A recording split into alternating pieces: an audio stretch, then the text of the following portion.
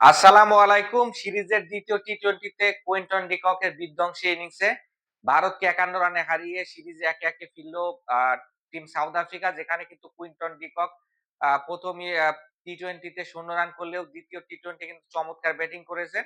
Unfortunately তিনি century miss করেছেন। তারপরও কিন্তু অসাধারণ ছিল ইনিংসটা। ৪৬ বলে ৯০ রানে শেষ পর্যন্ত থেমে যায় ডিকক।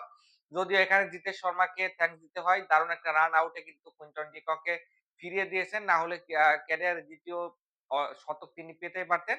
তারপর ১৭তম হাফ সেঞ্চুরি কিন্তু পেয়ে গেলেন কুইন্টন ডিকক। ব্যাট করতে নেমে ১ম এ সাউথ আফ্রিকা দারুণ শুরু করে মাত্র ৪ ওভারে কিন্তু ৩৮ রানের ওপেনিং জুটি দেখেছি আমরা এখানে রেজা হেন্ড্রিক্স এবং কুইন্টন ডিককের মাঝে। হেন্ড্রিক্স কিন্তু মাত্র ৮ রান করে এখানে বরুণ চক্রবর্তী বলে ক্লিন বোল্ড হয়ে ফিরে যান। এরপরে কিন্তু এইডেন মার্করাম নামের দলীয় ক্যাপ্টেন ৮৩ রানের পার্টনারশিপ হয় এখানে কুইন্টন ডিকক এবং এডেন মার্করামের মাঝে। মার্করাম যেখানে ২৯ রান করে বরুণ চক্রবর্তীর ২য় শিকারে পরিণত হন। তখন কিন্তু ১২ ওভারে প্রায় ১২১ রানে পৌঁছে যায় সাউথ আফ্রিকা। এরপরে কিন্তু আমরা দেখেছি ব্রেভিস এবং আ আ এখানে হচ্ছে কুইন্টন ডিককের আরো একটা ছোট পার্টনারশিপ হয় যেখানে ব্রেভিস ১৪ রান করে আউট হয়ে যায়।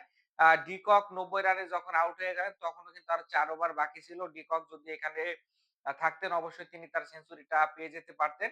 ৯০ করে ডিকক এখানে হচ্ছে ওই জিতেশ শর্মার রান আউটে ফিরে যায়। শেষের দিকে কিন্তু ডোনোভান ফেরেরা এবং মিলারের বিধ্বংসী ইনিংসে কিন্তু ২০০ পার করে। একটা সময় মনে হচ্ছিল যে সাউথ আফ্রিকা কিন্তু ২০০ র কমে অল আউট হয়ে যাবে।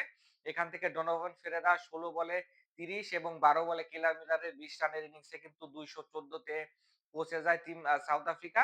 যেখানে আমার কাছে মনে হয় ডিকংকের এই বিধ্বংসী ইনিংস বাদেও এখানে হচ্ছে আশদীপ সিং এবং জাসপ্রীত সিং বুমরা ভারতের প্রাইম ২ জন ফাস্ট বোলারের কিন্তু উইকেট শূন্য থাকাটা এই ম্যাচের বড় টার্নিং পয়েন্ট। যেখানে আশদীপ সিং কিন্তু ১ম টি-টোয়েন্টিতে দারুণ বল করেছিলেন। তো এই টি-টোয়েন্টিতে তিনি কিন্তু এখানে হচ্ছে ৫৪ রান কনসিড করেন ৪ ওভারে, কোন উইকেট পাননি। বুমরাও কিন্তু ৪৫ রানে কোন উইকেট পাননি। তো এরকম ২ জন পেস বোলার যখন ৮ ওভারে ৯৯ রানে উইকেট শূন্য থাকবেন, ওই ম্যাচ আসলে কখনো জিতা সম্ভব নয়। সেটাই কিন্তু শেষ পর্যন্ত আমরা দেখলাম যে ভারত আসলে হেরে গেল ম্যাচটা। ভারত কিন্তু ২১৫ রানের টার্গেটে নেমে ১ম থেকেই পেসারের পরে ১ম ওভারে লুঙ্গি এনগিডির শিকারে পরিণত হন শুভমান গিল 0 রান করে কিন্তু তিনি ফিরে যান। ১ম টি-টোয়েন্টিতে কিন্তু মাত্র ৪ রান করে ফিরে গিয়েছিলেন এই গিল। আ অভিষেক শর্মা ভালো শুরুর আভাস দিলেও ৮ বলে ১৭ রান করে তিনি ফিরে যান। মার্কো জানেসনের আ আ দারুণ বলে কিন্তু তিনি ডিককের হাতে ক্যাচ দিয়ে ফিরে যান। সুরিয়া কুমার ইয়াদবেরও কিন্তু ব্যাট প্যাচ যাচ্ছে একদমই ভালো পারফরম্যান্স করতে পারতেছেন না। মাত্র ৫ রানে কিন্তু ইয়ানসেনের ২য় শিকারে তিনি পরিণত হন।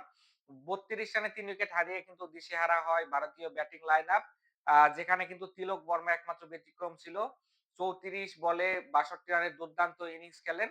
অক্ষর প্যাটেলকে এখানে হচ্ছে ওয়ান ডাউনে প্রমোট করা হলে ২১ বলে ২১ রানের বেশি তিনি করতে পারেননি। পরবর্তীতে হার্দিক পান্ডিয়া নেমেও কিন্তু এখানে ২৩ বলে ২০ রান করেন যেখানে পান্ডিয়া কিন্তু ২৮ বলে ৫৯ রান করেছিলেন ১ম টি-টোয়েন্টিতে। তো ২য় টি-টোয়েন্টিতে কিন্তু ১০০ র কমে স্ট্রাইক রেটে ব্যাটিং করেন পান্ডিয়া। আসলে একটা খেলোয়াড় প্রত্যেকদিনই ভালো খেলবে না। আ এখানে শিপামলা শিকারে পরিণত হন হার্দিক পান্ডিয়া। শেষে গিয়েও বাকি ব্যাটসম্যানরা মধ্যে জিতেশ শর্মা ১৭ বলে আ ২৭ রান করেন। অন্যান্যদের এখানে হচ্ছে অফ ফর্মের কারণে কিন্তু ভারত ১৬২ রানের বেশি করতে পারেনি। আ বার্টম্যান স্পিনার সাউথ আফ্রিকার ২৪ রানে ৪ উইকেট নিয়ে অসাধারণ বল করেন। এছাড়া লুঙ্গি এনগেডি, জানেশ্বর এবং শিপামলা ২ টি উইকেট দেখা পান। ৫ ম্যাচ সিরিজে এখনো কিন্তু ২ দলের সামনে যথেষ্ট সুযোগ রয়েছে। যেহেতু ১-১ ব্যবধানে সিরিজটা সমতায় ফিরল। দেখা যাক ৩য় টি-টোয়েন্টি তে জয় করে কে সিরিজে এগিয়ে যাবে সেটা দেখার অপেক্ষায় রইলাম। সকলে ভালো থাকবেন। দেখা হচ্ছে নেক্সট ভিডিওতে। আল্লাহ হাফেজ।